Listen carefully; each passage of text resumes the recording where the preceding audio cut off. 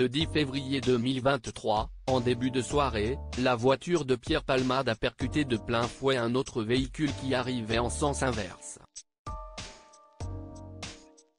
La collision, qui a eu lieu sur une route départementale de Seine-et-Marne, a fait 3 victimes, dont une femme enceinte qui a perdu son bébé et un petit garçon de 6 ans, grièvement blessé.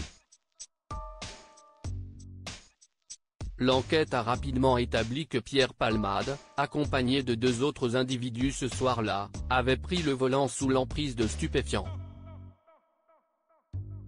Mis en examen pour homicide et blessure involontaire le 17 février dernier, l'humoriste avait ensuite été assigné à résidence au sein du service d'addictologie de l'hôpital Paul Brousse, à Villejuif, dans le Val-de-Marne.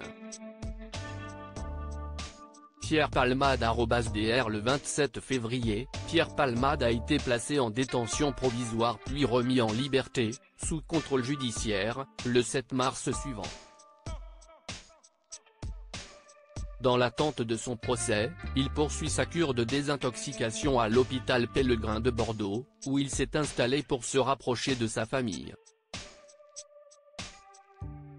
Un talent gâché depuis ce jour funeste, Pierre Palmade s'est brouillé avec Muriel Robin, qui n'a pas hésité à vivement le sermonner lors d'une visite à l'hôpital. Car c'est un secret de Polichinelle, le comédien de 55 ans n'a jamais caché son addiction aux drogues. C'est en montant à Paris, vers la fin des années 80, qu'il se fait remarquer par la profession et confirme son talent grâce à de nombreux one-man shows à succès. Hélas, celui qui serait désormais ruiné y découvre également l'euphorie des soirées mondaines et des paradis artificiels, ce qui a mis sa brillante carrière en péril.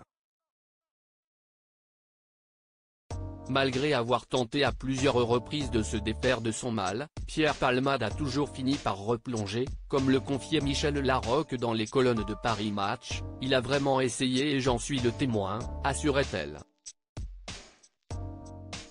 Et d'ajouter qu'elle s'était finalement retrouvée impuissante face au choix de son ami, « Mais nous sommes tous différents. J'ai essayé de comprendre, ça ne veut pas dire excuser. En tout cas, nous avons vécu ensemble grâce au public, des moments exceptionnels. » L'actrice de 63 ans n'est jamais parvenue à venir en aide à son ami et partenaire sur scène dans la pièce de théâtre Il Saïm, mise en scène par Muriel Robin. « J'ignore ce qu'il ressentait profondément. Moi, ça m'a rempli, ça m'a fait progresser. C'est pourquoi cet accident fut un choc si violent.